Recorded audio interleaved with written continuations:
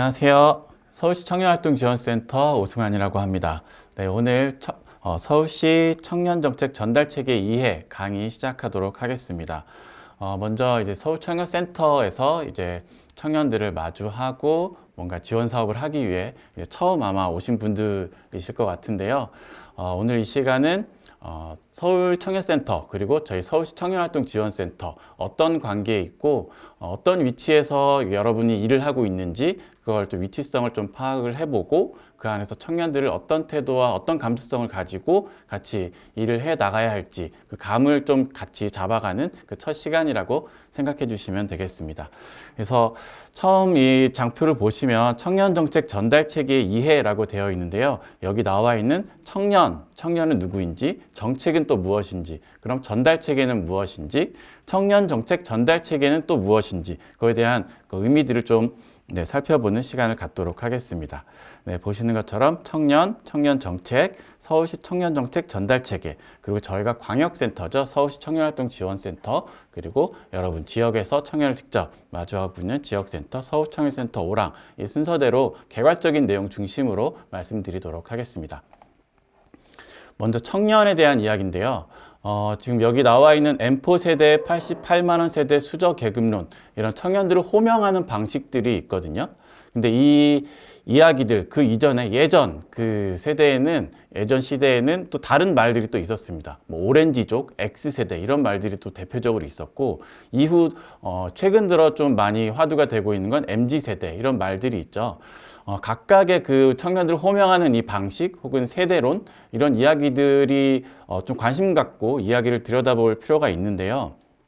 하나하나 그 내용들을 제가 말씀드릴 건 아니고 아마 내용들은 대부분 알고 계실 거라고 생각을 합니다. 다만 우리가 이제 청년들을 앞으로 마주하면서 어떤 좀 감각을 가지고 이 이야기들을 받아들여야 할까에 대한 고민은 기본적으로 좀 갖고 계셔야 된다고 생각이 들어요. 예를 들어서 지금 MZ세대라고 말씀을 드리면 뭔가 자기 중심적이고 뭔가 직장에서 상사하고 일을 할 때 뭔가 좀 반항적인 뭔가 그런 느낌을 갖고 있는 뭐 이런 이야기들을 막 하면서 청년들을 좀 뭉뚱그려서 호명하고 있는 경향들이 있거든요. 근데 사실 우리가 직접 한 명 한 명의 청년들을 만나다 보면은 이제 한 명 한 명의 이야기가 모두가 다르죠. 상태도 다 다르고 원하는 니즈도 다 다르고 그런 청년 한 명 한 명이 어떠한지에 좀 관심을 가지면 좋을 것 같고요. 이렇게 세대와 세대로 구분이 되어서 어떤 세대 갈등을 야기할 수 있는 이런 이야기들, 이런 담론에 대해서는 어느 정도 좀 경각심을 가지고 이 이야기들을 좀 해석하고 받아들일 필요가 있겠다. 좀 그런 말씀을 드리고 싶고요. 사전적 의미에서의 청년은 뭐 신체적, 정신적으로 한창 성장하거나 무르익은 시기에 있는 사람 이렇게 이야기를 하고 있고 저희가 정책을 어쨌든 집행하고 있는 기관 입장에서는 좀 더 명확한 기준이 좀 필요하긴 합니다. 그래서 법령에서는 나이를 기준으로 청년을 구분하고 있는데요. 청년기본법에서는 19세에서 34세, 서울시 청년기본조례에서는 만 39세까지를 청년으로 보고 있습니다. 근데 여기서도 굉장히 말이 많습니다. 현재 도봉구 같은 경우에는 만 45세까지 청년의 나이를 늘려놨고요. 각 지자체별로 조금씩 다 이 나이 기준이 상이한 상황입니다. 이거에 대해서 왜 나이 기준이 다 다르냐라고 굉장히 많은 이야기들이 있는 상황이고요. 그럼에도 어떤 기준으로 이제 청년을 좀 바라볼 것인가 우리는 좀 그거에 좀 집중을 했으면 좋겠고 현재 이 나이 이런 부분에 대해서 어떤 나이를 더 지원하는 게 맞겠다 이런 기준 같은 거를 우리가 현장에서 겪은 경험을 통해서 이런 이야기를 우리가 할 수 있는 그런 기관이 되었으면 하는 바람도 있습니다.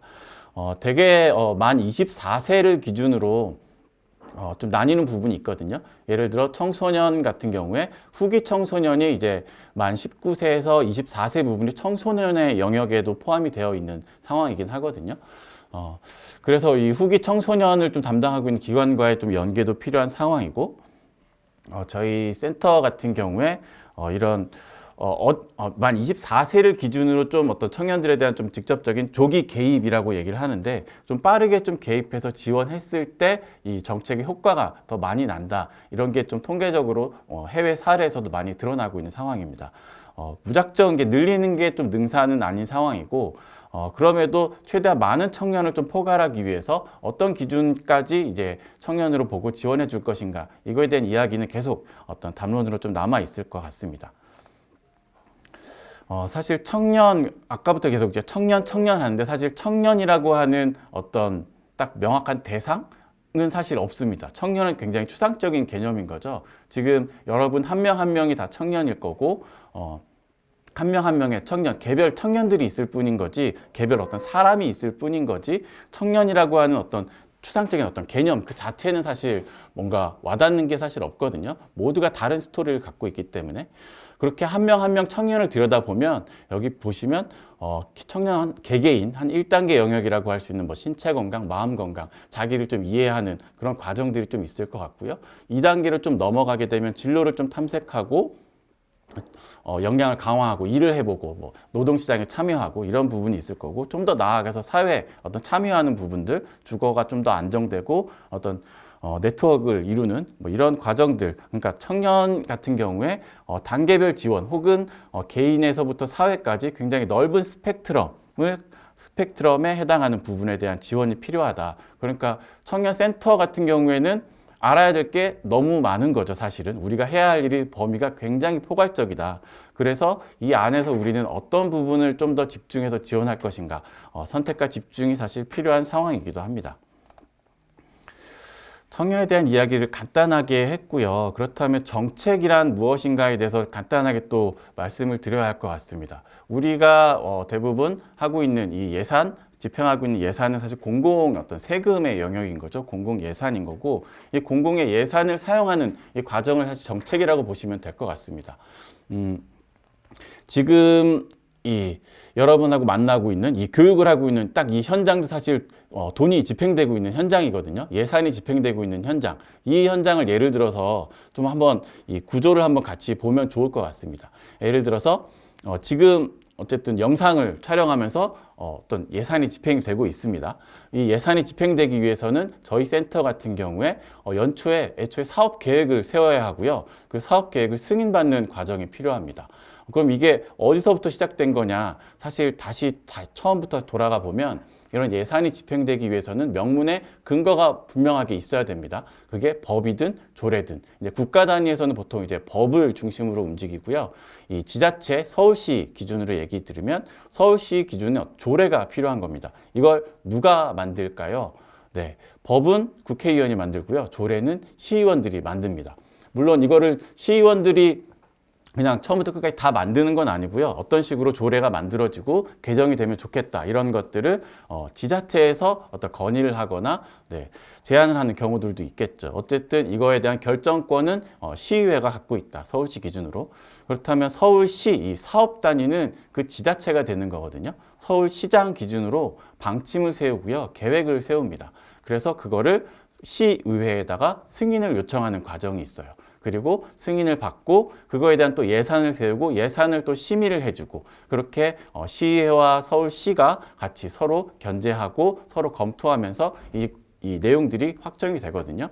그럼 이 서울시 기준으로 서울시가 사실 공공의 모든 사업을 다 할 수가 없습니다. 그 중에서 청년 정책 같은 특수한 영역에서는 어떤 전문성과 효율성, 이런 걸 이유로 민간위탁이라고 한 제도를 만든 거고요. 지금 저희 센터 대부분의 서울 청년센터들이 이 민간위탁이란 제도로 운영이 되고 있습니다. 즉 다시 말하면 공공 혹은 서울시가 직접 해야 할 일을 좀 더 전문성과 효율성을 이유로 민간에 위탁하는 이 형태가 민간 위탁이라고 이해하시면 될 거고요. 그래서 우리가 하는 일은 명확하게 얘기하면 사실은 서울시가 원래 해야 할 일을 우리가 대신하고 있는 거다. 그래서 앞서 서울시가 세운 계획이나 앞서 조례에 나온 어떤 그 내용의 어떤 기준, 그 가이드라인에서 벗어나기는 사실 쉽지 않은 그런 기본적인 환경이 있다.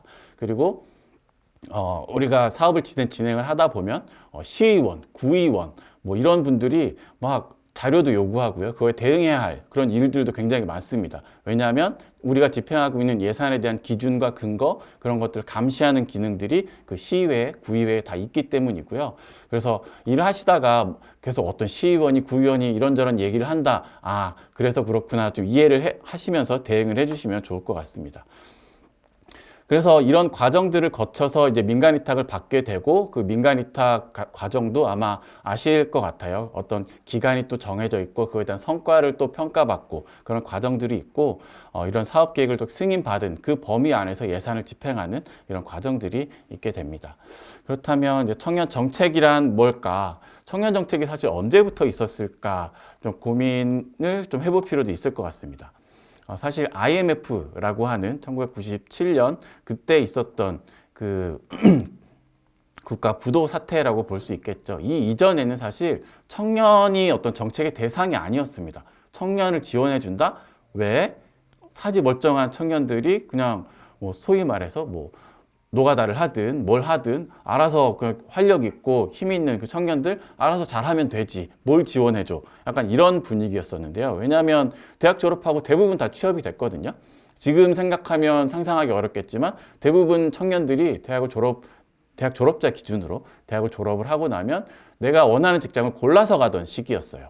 근데 이제 IMF 이후로 그런 일들이 이제 없어지기 시작했죠. 점점 실업자인 상태, 실업 상태인 청년들이 점점 늘어나고 있고, 이거는 그대로 둬서는 안 되겠는데 싶어서 2004년에 처음으로 청년을 대상으로 한 정책이 처음 만들어지게 된 겁니다.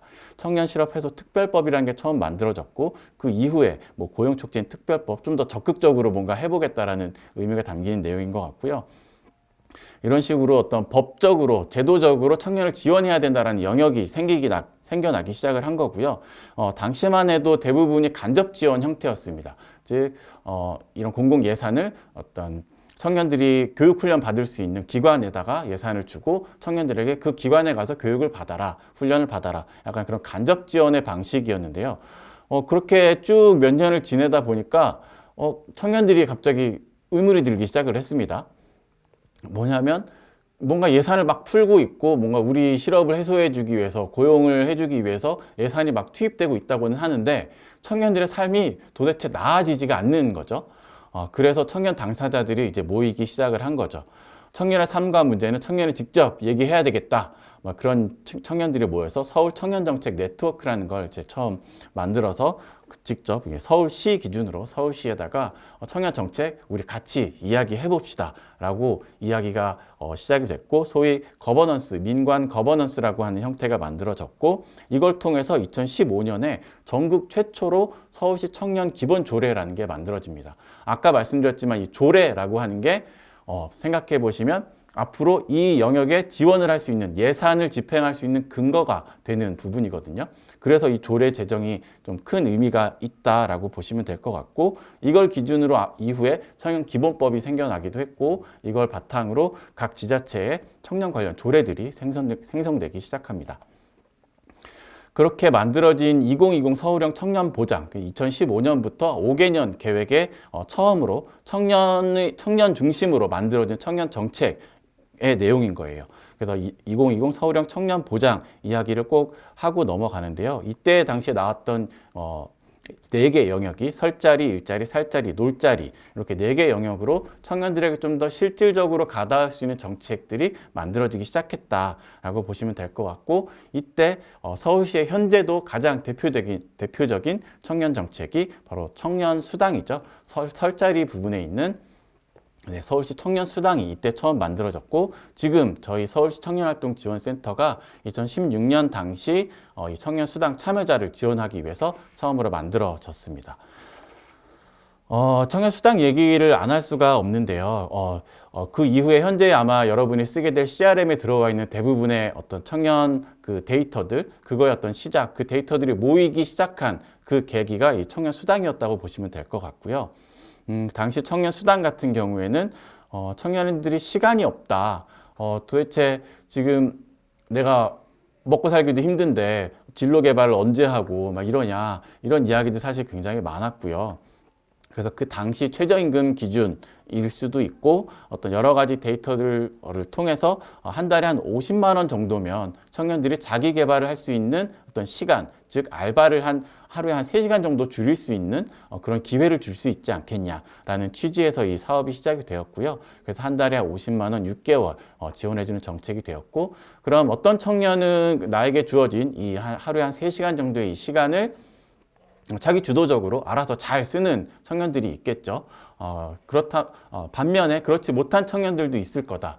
혹은 좀 더 이 시간을 효율적으로 잘 쓰고 싶어 하는 청년들도 있을 거기 때문에, 그렇다면 좀 더 질 높은 어떤 지원 프로그램들을 같이 매칭해서 지원해 줄 필요가 있겠다라고 생각을 해서 저희 센터에서 당시에 뭐 사회적 자본을 형성해 주는 기회나 참여 경험, 활력 향상 뭐 이런 분류로 해서 청년들 지원 사업들을 하면서 지금까지 이어져 오고 있습니다. 현재는 이제 민선이 바뀌었죠. 네, 민선이 바뀌면서 이제 시장님 바뀌고 하면서 아까 말했던 2020 청년 보장이 2025 서울 청년 종합 계획으로 이제 발표가 되었고요. 그 분야는 이제 청년 도약, 구출, 기회 이제 세 가지 영역으로 추진이 되고 있습니다. 좀 더 우리가 앞으로 마주하게 될, 좀 더 집중해야 될 영역은 사실 이 중에서 어떤 구출이라고 하는 부분, 약간 기회라고 하는 부분 좀 더 집중을 해봐야 될 것 같습니다. 왜냐하면 최근에 바뀐 청년 기본 조례나 기본법에 이 취약계층 청년이라고 하는 부분이 많이 명시가 되었거든요. 그렇다면 취약계층 청년은 또 누구인가? 아까 처음 청년이라고 청년 부분에서 말씀드렸지만 이 청년을 약간 호명하는 방식, 이거에 대한 좀 고민도 같이 할 필요가 있습니다. 예를 들어 은둔고립 청년, 자립준비 청년, 가족돌봄 청년, 대표적으로 이런 취약계층이라고 불리는 청년들이 있는데요.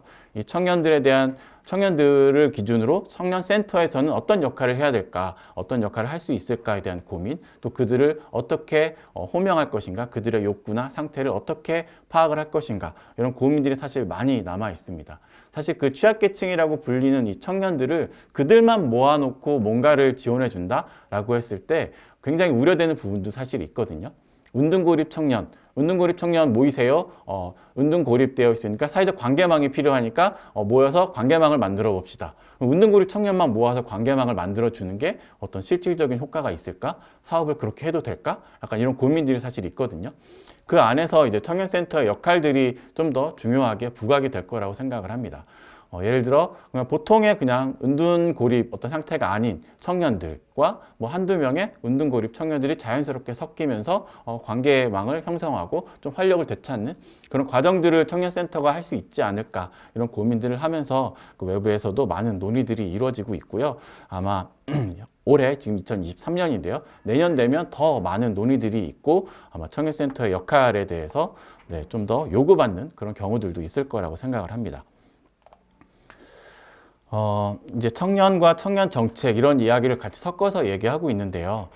청년 정책에서 저희가 꼭 얘기하는 부분이 있습니다. 청년 정책은 청년의 권리를 보장하는 정책이다라고 계속 얘기를 하거든요. 그래서 청년 수당이라고 하는 첫 그 대표적인 정책이 만들어질 때도 이 부분을 굉장히 강조를 했고 고민을 하면서 만든 워딩이 있습니다. 그게 뭐냐면 청년 수당, 뭐 수급자, 혹은 청년수당, 뭐 시혜자, 뭐 이런 표현은 절대 쓰지 않고 있거든요. 수혜자, 수급자 아니다. 그냥 청년수당이라고 한 정책, 이게 청년의 권리로서 만들어진 정책이기 때문에 내 권리를 보장받는, 그리고 청년수당이라고 한 정책에 내가 참여하는 그 개념으로 청년들을 이제 바라보고 있거든요. 그래서 저희는 계속해서 청년수당 참여자라고 이야기를 하고 있습니다. 보통 수급이라고 하면 복지 정책 영역에서 정말 어려워서 그거에 대한 어떤 생활비든 어떤 지원을 이렇게 지원받는 분들을 보통 수급자라고 많이 얘기를 하거든요. 근데 청년 정책과 복지 정책을 분명하게 좀 구분할 필요는 있을 것 같습니다. 우리가 청년들이 어려운 청년들을 뭔가 발굴해서 어려운 청년을 지원해 준다라는 개념으로 가게 되면 굉장히 시혜적이고 우리가 뭔가 CS 뭔가 서비스를 제공해 줘야 될 것 같고 굉장히 다른 어떤 영역들이 또 생겨나거든요. 지금까지 저희는 그렇게 청년 정책 영역에선 그렇게 사업하지 않아 왔고 청년들은 참여자고 권리자다라는 개념으로 그들을 이해하고 대하고 있다라고 이해를 해 주시면 좋겠습니다. 그리고 청년 정책 네트워크에서도 얘기했지만 청년들은 이 정책에 참여하는 사람이기도 하고 이 정책을 만드는 어떤 제안하는 그 단위이기도 하거든요. 그래서 공급도 해주고 그거에 대한 수요도 같이 가져가는 일종의 주도적인 어떤 주체라고 좀 인지를 해주시면 좋겠습니다. 한 가지 예로 커뮤니티 사업 같은 경우에도 처음에는 그 정책에 그 사업에 들어와서 관계망을 형성하고 좋은 경험을 가졌던 어떤 청년이 나중에는 이 모임을 리드하는 리더로 성장하는 그런 계기들도 굉장히 많이 있거든요. 어떻게 보면 다른 청년에게 이런 기회를 제공하는 그 역할을 가져가는 그 역할도 결국에는 청년이 해야 된다라는 개념이 있고요. 밑에 이제 지역사회 한 구성원으로서의 청년, 이 부분도 사실 지역사회 안에서 한 자치구 단위로 많이 고민을 해주시면 좋을 것 같아요. 예를 들어 주민자치회나 뭐 통장님, 뭐 예를 들어 그 지역 유지분들 대부분 사실 청년일 경우가 거의 없거든요. 그러니까 지역사회의 어떤 이 의견을 모아서 지역사회의 어떤 필요한 내용들을 어떤 정책화하는 그 과정에서 청년들의 목소리가 많이 실종되어 있는 상황이기도 합니다. 그럼 그 단위 안에 청년들의 목소리를 어떻게 녹일 수 있을 것인가? 청년센터가 아마 그 중간에서 어떤 역할을 좀 할 수 있지 않을까? 이런 고민들도 앞으로 계속 해 나가야 된다고 생각을 합니다. 그렇다면 이제 청년도 얘기했고 청년 정책을 계속 하고 있는데요. 이어서 이 전달 체계를 얘기하기에 앞서서 그럼 전달 체계라고 하는 걸 굳이 왜 만들었을까? 그것도 청년만을 위한, 그러니까 청년센터 혹은 서울시 청년활동지원센터 이런 청년만을 위한 공간, 기관, 이런 서비스 이거 왜 따로 만들었을까? 그러니까 청년 정책이 만들어진 건 이해가 되는데 청년센터까지 굳이 만들어서 거기에다가 종사자들을 배치해서 청년만을 위한 별도의 어떤 체계를 만들 필요가 있었을까? 왜냐하면 기존의 전달 체계라고 하는 것들이 사실 있었거든요. 대학 일자리 센터, 뭐 고용복지 플러스 센터, 주민센터, 복지관 뭐 등등 어떤 기관 공간이 있고 종사자들이 있고 관련해서 어떤 청년 정책의 내용이 있으면 해당 기관에 방문하고 있는 청년들에게 그 내용들을 잘 알려주고 뭐 상담도 해주고 다 해줄 수 있는데 굳이 따로 만들었어요. 사실 그 과정들도 이따 좀 말씀드리겠는데, 제일, 여기 뭐 개인의 책임, 뭐 사회적 구조운동 문제 이거 얘기가 있는데, 제일 큰 차이는 사실 저희가 간담회나 이런 영역들 통해서 했던 거는 청년들이 복지관 안 간다. 네. 뭐 고용복지 플러스 센터 안 간다. 안 가는 이유가 뭐 주민센터 가서 지금 제가 진로에 대한 고민이 있는데 뭐 관련해서 청년정책 뭐 좀 알려주실 수 있나요? 뭐 이런 상담을 하기에는 뭔가 결이 안 맞는다라는 느낌들이 굉장히 많았고 복지관 같은 경우에 내가 뭐 되게 뭐 어려워서 뭐가 수급자나 뭔가 되게 그렇게 어려운 상황까지는 아닌데 굳이 내가 복지관이라는 데 가서 어르신이나 아이들이 있는 그 사이에 내가 섞여서 뭘 해야 하나요? 약간 이런 반응들 사실 굉장히 많았거든요.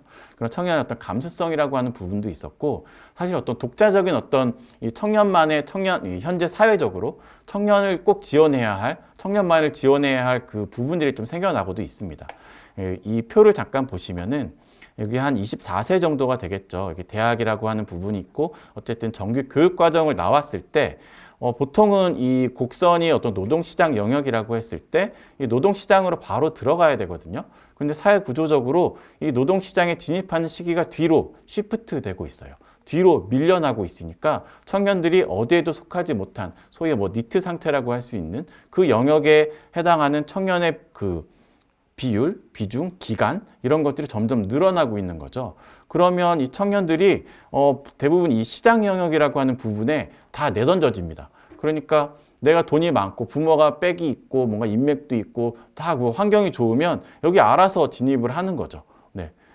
교육도 잘 받고 뭐 크게 문제가 없어요. 근데 그렇지 않은 청년들, 이 경쟁 구도에서 조금 더 밀려난 이 청년들 같은 경우에는 좀 이 밑으로 공공부조 영역으로 빠질 그런 가능성이 또 있거든요. 그러니까 이쪽으로 빠지지 않도록 좀 자기 주도적으로 자기 진로 이행을 할 수 있도록 지원해주는 그 무언가가 필요하다. 여기서 뭔가 받쳐주는 사회 안전망이 필요하다라는 개념이 있었던 거고요. 그래서 여기를 받쳐주는 첫 그 시작이 청년 수당이었고 그 세부적으로 맞춤형 지원을 하기 위해서 저희 센터나 서울 청년센터들이 만들어지기 시작했다라고 봐주시면 되겠습니다.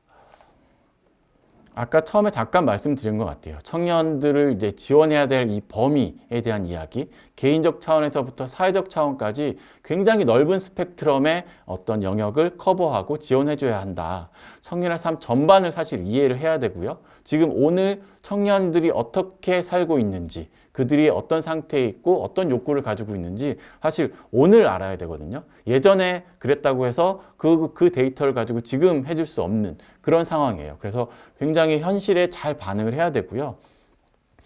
근데 이제 정책이라고 한다면 이게 집행되는 그 과정, 그 자체도 사실 잘 이해를 하고 있어야 그 맞춤형 지원도 가능한 거거든요. 그래서 청년 정책에 대한 이해도 꼭 필요합니다. 청년들을 잘 발견을 해야 되고 그들을 또 다 연결을 하고 전달 체계 안으로 연결시키는 것도 필요하고 청년들 간에 연결시켜주는 것도 필요합니다. 그래서 이렇게 연결하고 그들의 역량을 또 강화해서 청년들을 좀 자기 주도적으로 잘 진로를 이행할 수 있도록 지원해 주는 거, 그 과정에서 청년들의 오늘 함께 하는 게 청년센터의 역할이라고 이해해 주시면 좋을 것 같습니다.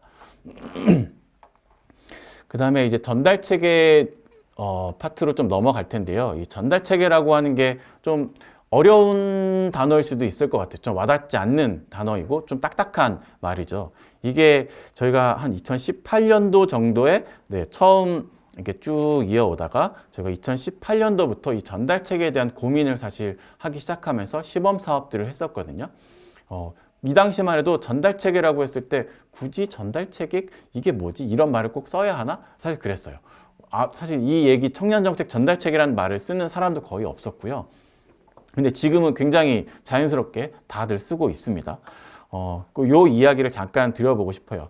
왜냐하면 한 이제 2020년도에 이제 처음 이 서울 청년센터들이 만들어지기 시작을 했는데 이후로 이제 한 3년이 지났죠.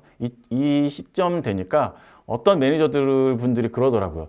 근데 지금 이 센터에서 하고 있는 이 일들이 왜 이렇게 세팅이 되었지? 왜 일을 이렇게 하고 있지? 왜 이게 필수 사업이지? 이 과정에 대한 사실 그걸 이해를 잘 못하니까 꼭 이렇게 해야 하나? 이런 고민들에 대한 질문 이런 것들도 많이 하시는 것 같아요. 그래서 처음 만들어진 과정을 좀 간단하게 좀 설명을 드리면 좋을 것 같습니다. 굉장히 이건 다 읽어보시라고 딱 넣은 장표는 아니고요. 저희가 2016년도에 처음 이제 개소를 해서 어떤 사업을 했는지 좀 더 구조적으로 좀 보기 위해서 좀 아주 간략하게 사업 그 분야들만 좀 정리를 한 겁니다. 그래서 2016년도에 개소를 해서 쭉 이어온 전체 저희 센터의 내용들을 간략하게 정리한 표고요. 이 안에서 서울 청년센터와 관계된 부분, 전달 체계에 해당하는 그 부분들만 따로 좀 보여드리도록 하겠습니다. 2017년도라고 하면은 사실 처음 이제 청년수당이 제대로 지급되기 시작한 시기거든요. 16년도에 청년수당이 처음 발표되고 나서 한 달만 지급되고 중단이 된 그런 사회적 이슈가 좀 있었습니다. 그게 이슈가 어쨌든 해소가 되었고 2017년도부터 청년수당이라고 한 정책이 좀 더 안착이 되기 시작을 했고요. 이제 본격적으로 저희 센터도 좀 더 사업들을 또 정비해가는 그 시기라고 보시면 될 것 같습니다. 청년 정책이라고 하는 것 자체가 이제 만들어진 지 얼마 안 됐고 어떤 데이터들이 많이 취합된 상태가 아니었습니다.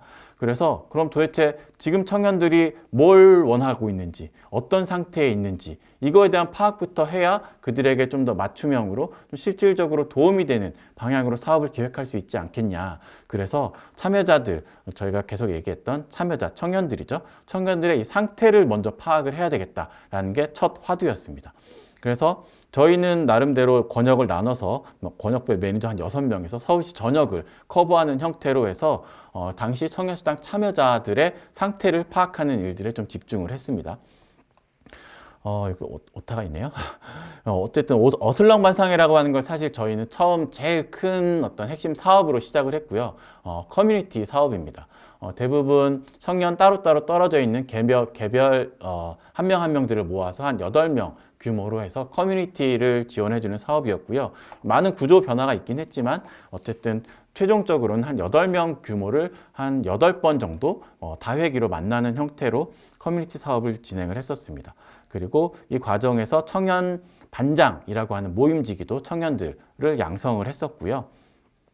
그리고 그 과정에서 이 과정에서 매니저들도 대부분 이 모임에 참여하거나 해서 청년들의 이야기들, 관계를 맺는 그 과정에서 청년들의 이야기를 굉장히 많이 주워 담았고요. 그리고 매월 청년수당 자기활동 기록서라고 하는 걸 냈었는데 그 당시에는 거의 그냥 양식 없이 줄글로 쭉 받았었거든요. 쭉 받아서 한 2, 3천 명 뭐 되는 처음에는 2, 3천 명 되는 그 자기활동 기록서들을 전부 모니터링하는 그런 과정들도 거쳤습니다. 도대체 청년들이 어떻게 살고 있나, 청년수당은 어떻게 쓰면서 어떻게 자기 진로를 이해하고 있나 이런 부분들을 모니터링하는 시기가 있었고 근데 저희 광역 매니저들이 매월 청년수당 참여자들이 제출하는 자기활동 기록서를 이제 검토를 다 했었고요. 당시에 뭐 한 3천 명, 뭐 4천 명 되는 그 인원의 그 내용들을 검토를 했고, 지금은 많이 뭔가 규격화되고 양식들이 생겼지만 그 당시에는 거의 뭐 A4 용지 한 장, 뭐 쭉 줄글 쓰듯이 그냥 빈 여백에 청년들이 그냥 쭉 줄글을 쭉쭉 썼었거든요. 그 내용들을 일일이 다 검토를 했었고요. 물론 그 당시에는 저희가 직접 청년수당 문의 응대도 같이 했었고 정보 제공이라고 하는 지금 정보 퐁퐁은 다 알고 계실 것 같아요. 근데 정보 퐁퐁의 전신이 사실 정보 콸콸이었습니다. 그래서 청년들에게 더 많은 정보를 제공해 주기 위해서 이런 것들을 진행했었고 혹시 그 당시에는 이제 앱 어플리케이션 이런 것들에 대한 이야기들이 사실 있어가지고 이걸 하면 좀 더 효율적으로 정보를 전달할 수 있지 않을까 해서 앱도 개발을 했었는데요. 시도는 했지만 저희가 생각한 것만큼 어떤 호응이나 그런 참여율이 좋지가 않아서 이거는 일단 폐기를 한 상태입니다. 왜냐하면 앱 같은 경우에 따로 설치를 해야 되죠. 그거 자체가 굉장히 그 하나의 단계가 굉장히 큰 문턱이었던 것 같아요. 그래서 굉장히 문턱을 낮추는 일들도 필요한 것 같고요. 근데 어쨌든 광역센터에서 이 청년들을 모두 관리하는 건 사실 쉽지가 않았습니다. 그래서 계속해서 이걸 어떻게 지역으로 좀 더 내리고 지역의 센터들에서 지역에서 청년들 좀 가까이 만나는 그런 형태가 필요하지 않을까라고 생각을 했고 그렇다면 지역에서 청년들의 상태를 파악하는 그 모델을 한번 만들어 보자라고 해서 당시에 은평 당시에 새싹공간, 양천, 성북의 무중력지대들과 협업을 해서 저희가 뉴딜 일자리로 동네 매니저 2분씩을 뽑아서 그 센터에 일종의 파견처럼 보내서 사업을 같이 했습니다. 그래서 저희가 집중했던 이 청년들의 상태 파악하는 이 내용들을 처음에 연계를 요청을 드렸죠. 상태 파악을 요청을 드렸고, 그러니까 요 밑으로 내려온 겁니다. 그러니까 저희가 광역에서 참여자 상태 파악을 했던 그 내용들을 밑에 지역 센터들한테 청년 상태를 좀 파악해 주세요 라고 요청을 드린 거고요. 그렇다면 이 광역센터에서는 뭘 했냐? 그럼 상태를 어느 정도 파악한 그 내용이 있으니 그렇다면 우리는 그럼 파악한 그 상태에 맞춰서 어떤 자원을 연결해 줄 거냐, 어떤 기획을 해서 제공할 거냐, 자원 연계에 좀 더 집중을 해서 광역센터에서 사업을 진행을 했다고 보시면 될 것 같아요. 그렇게 3개 센터에서 첫 시범 사업을 했었고 19년도 넘어가면서 서울시 전역을 커버하는 모델로 좀 더 확장을 시켰습니다. 8권역을 다 나눠서 8개 어떻게 보면 경쟁 입찰로 8개 권역 센터를 다 모집을 했고요. 거기에 동네 매니저들을 총 21명 기준으로 파견을 다 보내서 저희가 상태를 파악하고 상태 파악한 건 기본으로 가져가고 그 2018년도에 광역에서 진행했던 자원 연계하는 부분에 대한 요청까지 같이 하게 된 거죠. 그리고 이제 광역센터에서는 이 각 권역별로 있는 청년센터들하고 계속해서 정기 모니터링하고 상시 회의하면서 그 내용들을 계속 파악해 갑니다. 그러면서 정보 퐁퐁 같은 경우에도 이때 이제 광역에서 보내는 정보와 지역에서 보내는 정보를 같이 다 취합을 해서 한 번에 같이 보내는 형태로 진행을 했었는데요. 지금은 아마 알고 계시겠지만 광역은 1, 3주에 따로 보내고 지역은 2, 4주에 따로 보내고 이렇게 따로 분리를 한 그 사실 과정이 배경이 여기에 있습니다. 저희가 다 모아서 한번 보내봤더니 그 취합하는 과정, 취합되는 시기 이 부분들이 사실 굉장히 복잡하고 절차가 복잡했고요. 그리고 지역 어떤 청년들 같은 경우에 지역과 좀 더 밀접하게 어떤 스킨십을 유지하기 위해서는 지역에서 또 직접 보낸 그 방식이 좀 더 유효하다라는 부분도 있었기 때문에 현재와 같이 1, 3주, 2, 4주 나누게 된 어떤 그런 과정들도 사실 여기 있었습니다. 18, 19년도 얘기를 잠깐 종합해서 얘기 드려보면 청년들의 상태를 이제 파악을 해봤다고 했죠. 또래 청년이에요. 전문가가 아닙니다. 어떤 상담 교육을 받거나 그런 청년이 아니고 그냥 청년들 청년 또래로서 청년들이 좀 편하게 이야기할 수 있게 그냥 좀 많이 들어보고 어떤지 좀 이야기 잘 들어보고 뭐 좋은 얘기 있고 들어줄 만한 이야기 있으면 그걸 맞춰서 사업 기획해서 한번 진행해보자. 그게 어떻게 나올지 모르겠지만 좀 시범 사업처럼 쭉 진행을 해본 거고요. 근데 해봤더니 대부분 얘기가 자원이 있어야 사실 뭔가 이야기도 할 만하다. 내가 줄 수 있는 자원이 있어야 그들이 뭔가 얘기했을 때 반응을 할 수 있다. 이런 이야기들이 사실 있었고요. 그리고 청년들이 어떤 이야기를 좀 들어보고 뭘 원하는지, 뭐가 필요한지를 물어봤을 때 단순하게 지금 나 이런 게 필요해요 라고 되게 명확하게 얘기하지 않는 경우가 훨씬 많다는 거예요. 지금 내가 이러쿵 저러쿵 이러쿵 자기 하소연하는 경우들이 굉장히 많았고, 사실 그 안에 굉장히 자기가 필요한 어떤 내용이나 지금 현재 상태에 대한 내용들이 그 안에 굉장히 복합적으로 녹아들어져 있다라는 이야기들이 굉장히 많았습니다. 그런 내용들을 바탕으로 지금 여러분들이 이제 하게 될 상담 오랑이라고 하는 종합 상담이라고 하는 모델이 기본적으로 세팅이 된 거고요. 그리고 저희가 2019년도까지 어슬렁반상회라고 하는 커뮤니티 사업에 대한 총 정리된 내용들을 지역센터로 또 내리는 과정. 그래서 필수 사업 중에 커뮤니티 사업이 있는 거 다들 알고 계실 것 같고요. 그리고 정보퐁퐁, 이 정보를 제공하는 내용도 이제 같이 엮어서 2020년도에 서울시 기본조례가 개정이 되면서 저희가 18, 19년도에 진행했던 이 시범 사업에 대한 모델, 이걸 근간으로 2020년도에 조례가 만들어지고 서울청년센터의 필수 사업 영역들이 생겨나게 됐습니다. 그래서 지금 여러분들이 하고 있는 그 영역들, 종합상담, 사회적 관계망 형성한 지원하는 거, 동네 정보 퐁퐁 보내는 거, 뭐 지역 특화 사업, 공간 운영, 이런 내용들이 저희가 했던 시범 사업을 기준으로 만들어졌다. 왜 이게 이렇게 되는지 궁금하다라고 생각이 드시는 분들은 광역센터에 다시 한번 문의 주시면 자세하게 다시 한번 설명을 드리도록 하겠습니다. 이렇게 처음 구조가 2020년도에 만들어졌고요. 근데 사실 처음 생긴 건 금천, 관악 한 2개 센터였습니다. 2020년도 1월 1일에 처음 생겨난 2개 센터를 기준으로 저희가 이제 앞으로 이 사업들을 어떻게 더 발전시켜 나갈 것인가 굉장히 많은 논의들을 계속 해왔고요. 지금까지 계속 매년 상시 소통하면서 여러분들의 사업들, 내용들을 정리해가는 과정들을 함께하고 있다. 그리고 이런 매뉴얼 같은 경우에도 저희가 처음 만들고 이 시범 사업을 기준으로 하나를 만들고 그 이후에 여러분들이 진행하고 있는 사업 내용들을 계속해서 반영해서 업데이트를 하고 있다라고 보시면 될 것 같습니다. 이 부분은 이제 올해 기준인데요. 올해 기준으로 저희 센터가 광역센터로서 어떤 역할을 하고 있는가, 그리고 어떤 앞으로의 향후 고민이 있는지 같이 간단하게 좀 공유를 하면 좋을 것 같습니다. 어쨌든 광역센터 인 거고요. 광역센터로서 저희가 이런 뭐 미션을 가지고 있고, 앞으로 이제 청년정책 전달책을 어떻게 고도화할 것인가, 그리고 어떻게 청년들이 이 청년센터들을 더 잘 알고 잘 이용할 수 있게 할 것인가, 인지도를 어떻게 확산할 것인가에 대한 고민도 계속 하고 있습니다. 이제 조례도 사실 개정이 되었고요. 그래서 저희가 내년에는 서울광역청년센터로 이름이 또 바뀌고 조직이 변경되는 이런 상황도 있다라는 거 알고 계실 거라고 생각하고요. 그래서 좀 점차적으로 광역센터 역할을 정립하는 과정, 이후로는 이 기능을 강화하는 그런 방향으로 좀 나아가야 될 것 같습니다.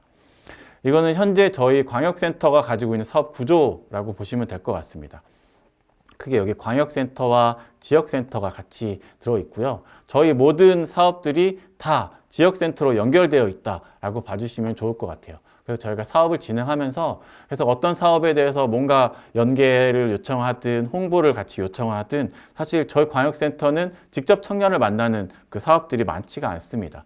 거의 대부분의 세부 어떤 청년들 맞춤형 지원하는 사업 내용들은 다 이 지역센터에 있다. 그리고 저희가 만든 내용들을 다 지역센터 밑으로 내리는 이런 형태로 사실 사업이 돌아가고 있기 때문에 같이 잘 협조해서 사업 진행해 주시면 감사할 것 같고요.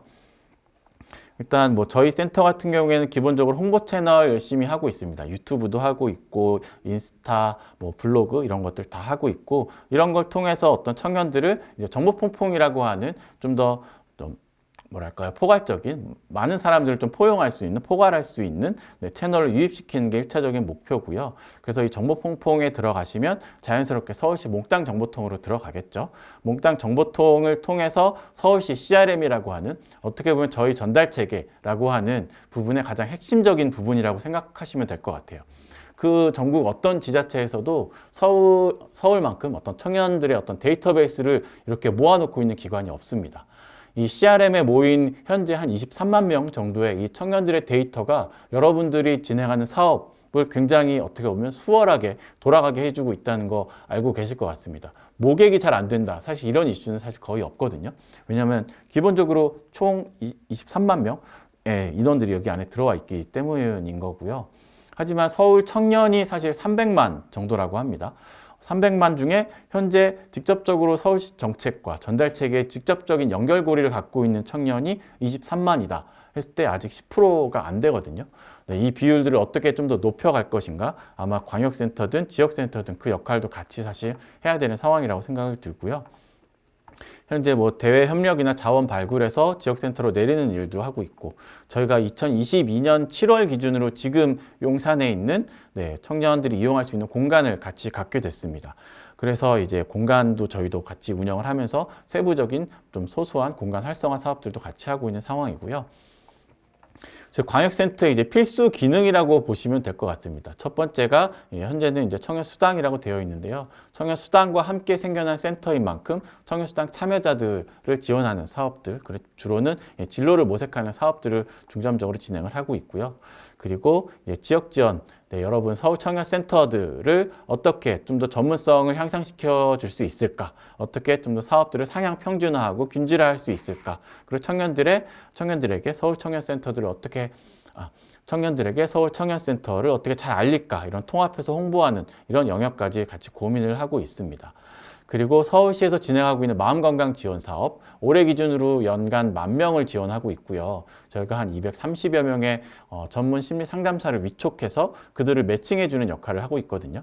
그럼 이 중에서도 서울 청년센터들로 또 어떻게 연결을 해줄 건지, 또 서울 청년센터에서는 좀 급하게 좀 더 마음 상담을 받아야 될 어떤 청년들을 만났을 때 어떻게 이 사업에 좀 더 빠르게 핫트랙으로 연결할 수 있을까, 이런 고민들을 하면서 저희 광역센터 기능을 수행을 하고 있습니다.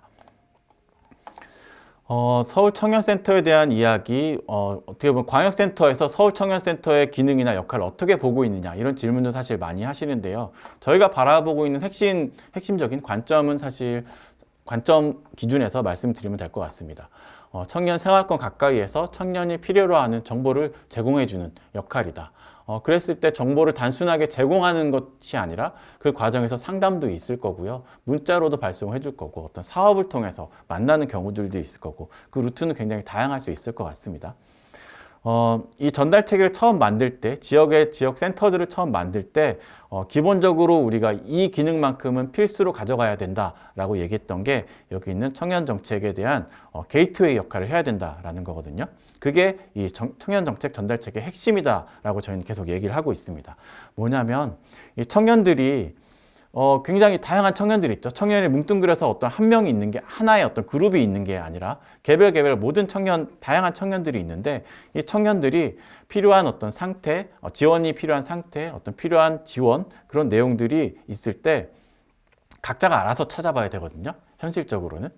인터넷 검색을 해보든 어디 전화를 해보든 그렇게 해서 내가 마음 건강이 필요하면 마음 건강과 관련된 기관에 연락을 해봐야 되고, 그거에 대한 정보를 검색을 해야 되죠.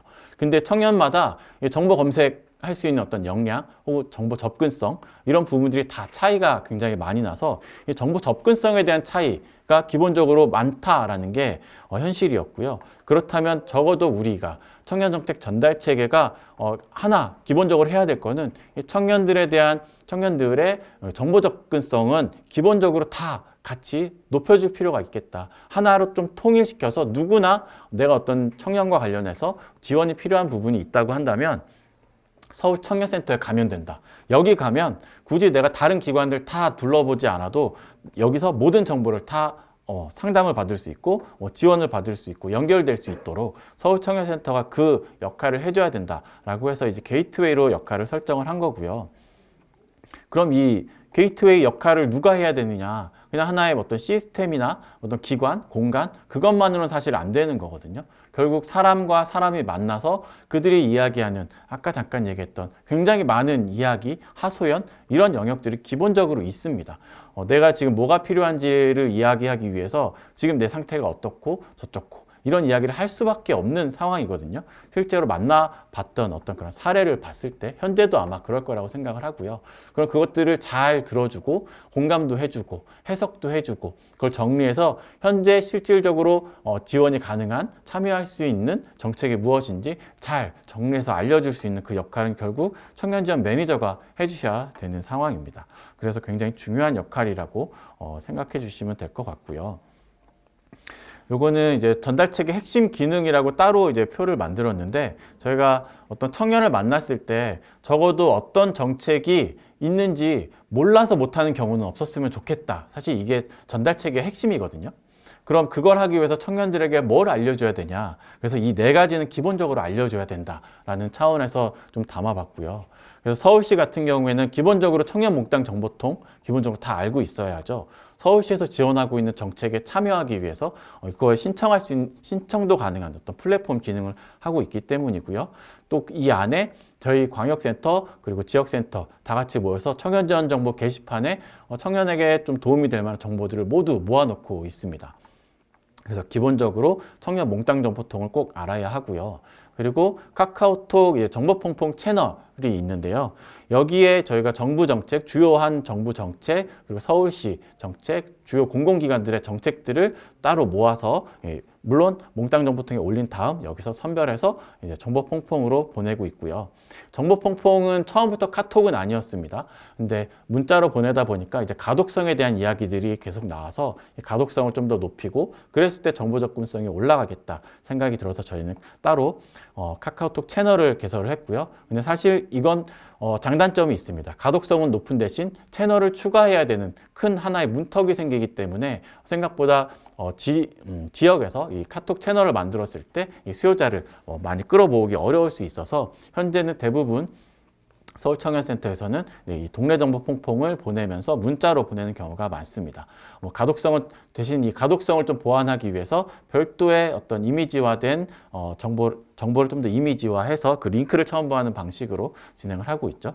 그래서 몽땅 정보통 알고 정보 퐁퐁도 구독하고 내가 살고 있는 지역 혹은 내가 활동하고 있는 지역의 서울청년센터의 동네 정보 퐁퐁까지 딱 받아본다. 그러면 적어도 나한테 꼭 필요한데 내가 지금 어떤 지원이 필요한데 어떤 정보가 있는지 몰라서 못하는 경우는 없지 않을까? 그래서 이제 기본적으로 정보를 제공하는 파트로 이 세 가지 카테고리가 있는 거고요. 그럼에도 불구하고 내가 지금 뭐가 필요한지 모르는 청년들도 사실 있거든요. 그리고 어떤 정책을 봤는데 이 정책이 내가 대상이 되는지 안 되는지 해석이 잘 안 되는 경우도 사실 굉장히 많습니다. 그리고 그런 경우를 이제 대비하기 위해서 정말 최후의 어떤 보루 가장 핵심적인 내용이 바로 이 상담 오랑이라고 생각하시면 될 것 같아요. 이 내용들 중에 청년 개개인 맞춤형으로 어떻게 지원해 줄 것인가 이거를 잘 안내해 주는 그 역할이 이제 상담 오랑이라고 이해해 주시면 될 것 같고, 적어도 이 네 가지 다 아시면 서울 청년이 이 네 가지를 알면 내가 몰라서 못하는 경우는 없을 거다. 그래서 이 부분에 대해서 필수 전달체계 게이트웨이의 핵심 기능이다라고 생각해 주시면 되겠습니다. 그리고 앞에서 쭉 말씀드린 거고, 현재는 2023년 기준 15개소가 현재 개소를 한 상태고, 뭐 서울시 차원에서 혹은 자치구 차원에서 계속해서 아마 서울시 전역을 커버하는 형태로 확장되지 않을까 생각을 합니다. 네, 상담오랑 프로그램오랑 동네 정보 퐁퐁 이 역할들을 통해서 청년들에게 어떻게 좀 더 가까이 다가가고 어떤 전달 체계로서 그들에게 필요한 자원을 연결해 줄지 이런 고민들을 계속 해 나가면 좋을 것 같고요. 이 부분은 계속 반복해서 말씀드리는 것 같아요. 상담오라고 하고 있는 상담오랑에 대한 종합 상담 그 진행 프로세스인데요. 아마 이 부분은 아마 세부적으로 심화 교육이 따로 있을 겁니다. 그럼에도 다시 한번 말씀드리는 게 우리가 상담 전공자가 사실 아님에도 불구하고 이걸 하는 이유이기도 해요. 청년들이 좀 더 편안한 마음으로 또래와 같이 이야기를 하는 그 과정에서 느끼는 그 편안함, 어떤 우리가 줄 수 있는 어떤 공감, 위로 이런 것들을 우리가 어떻게 잘 할 수 있을 것인가. 근데 이것들이 너무 아마추어적이면 또 안 되겠죠. 그래서 상담 전문가까지는 아니지만 그들이 어떤 초기 상담을 할 수 있는 정도의 어떤 역량을 좀 키울 필요는 있다. 그래서 어떤 복합적인 어떤 이야기 속에서 그걸 이해하고 어떻게 욕구를 좀 초점화해서 어떻게 좀 실질적으로 정보를 제공하고 자원을 연계할지, 타 기관을 어떻게 연결할지 이런 고민들을 계속 해 나가야 할 것 같고요. 아까 저희 광역센터의 사업 구조도를 좀 보여드렸었는데 서울청년센터 각각 기관별로 구조도를 다시 만들 필요도 있습니다.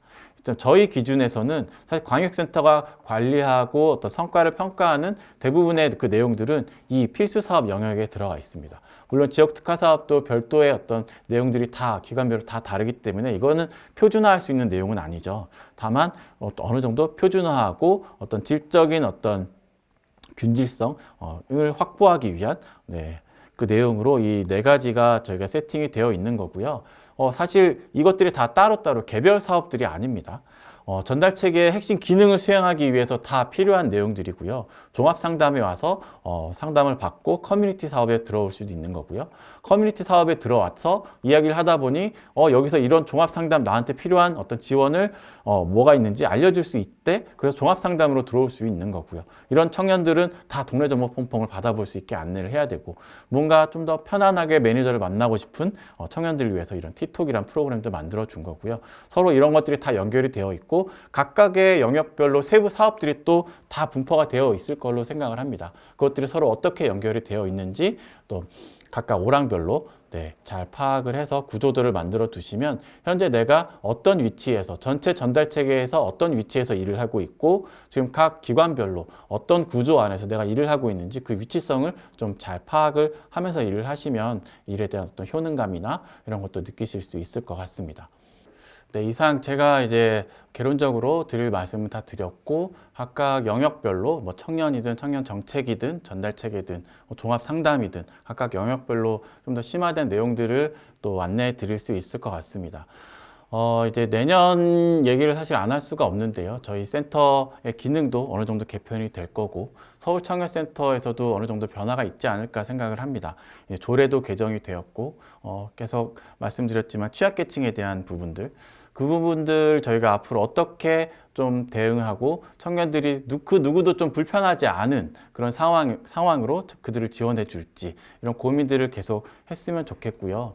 하나 또 계속 고민해야 될 것은 저희가 전달 체계라고 해서 계속 뭐 위에 서울시, 뭐 광역센터, 뭐 혹은 자치구 뭐 이런 걸 통해서 계속해서 받은 정책들을 청년한테 전달한다라고만 생각하면 그것도 조금 곤란한 부분이 사실 있습니다.